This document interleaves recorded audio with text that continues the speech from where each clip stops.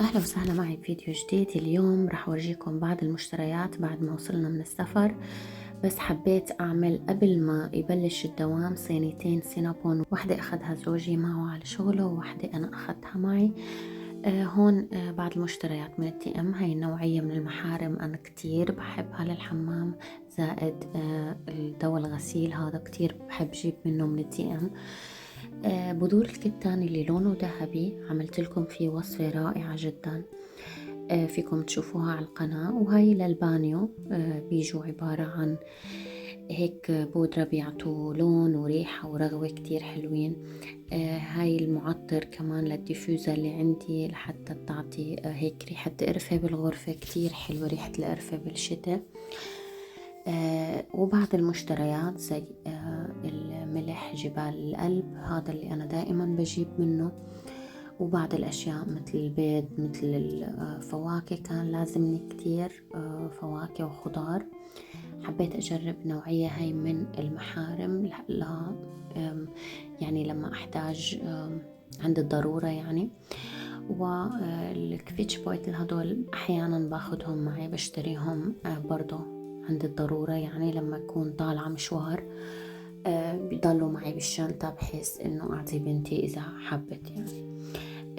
البيض زي ما انتم شايفين أنا هيك دائما بحطه بالسلة تبعته، أكتبه بشكل منظم وحلو، ما بخليه بالكرتونة تبعته. ما بعرف ليش، بس بحس إنه هاي السلة بتلبق. جبت كمان كاجو، هذا اللي بحطه فوق الرز لما بحمره يعني، بحطه بعلبة خاصة فيه. وفي كتير أشياء يعني لما بجيبها بحطها بعلب خاصة، ما بخليها بالأكياس تبعها.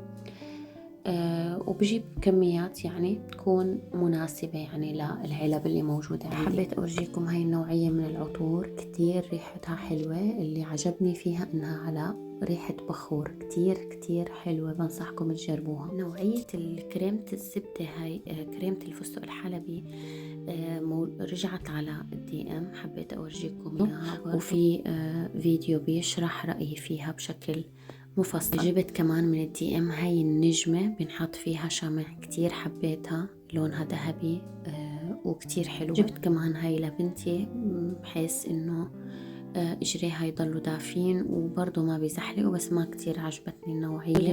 الشموع كمان حبيت اجيب منهم لانه برضه على ريحة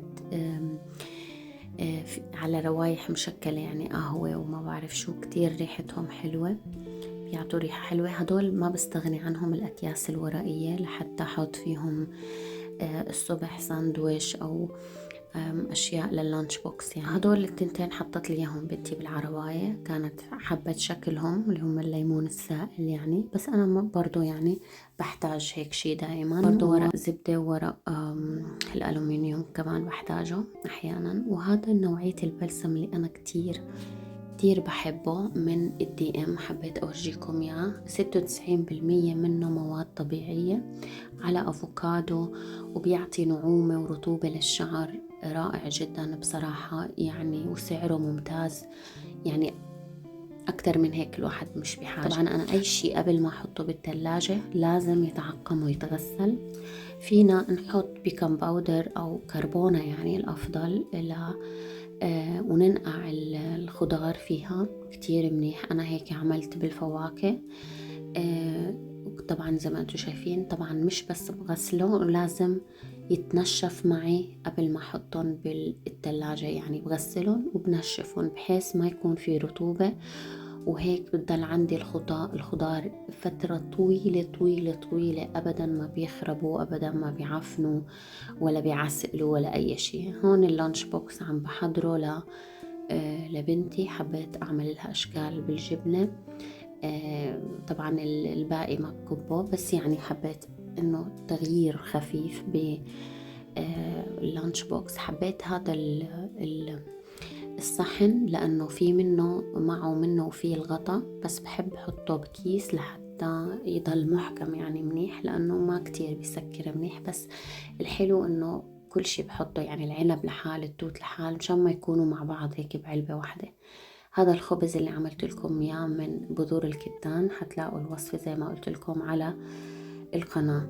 هيك كانت لمحة سريعة بعد ما رجعنا من السفر شو اشتريت، بعض الأشياء اللي كانت كتير لازمتني للبيت بعد ما وصلنا على البيت. شكرا للمتابعة، ما تنسوا اللايك والاشتراك، وإلى اللقاء.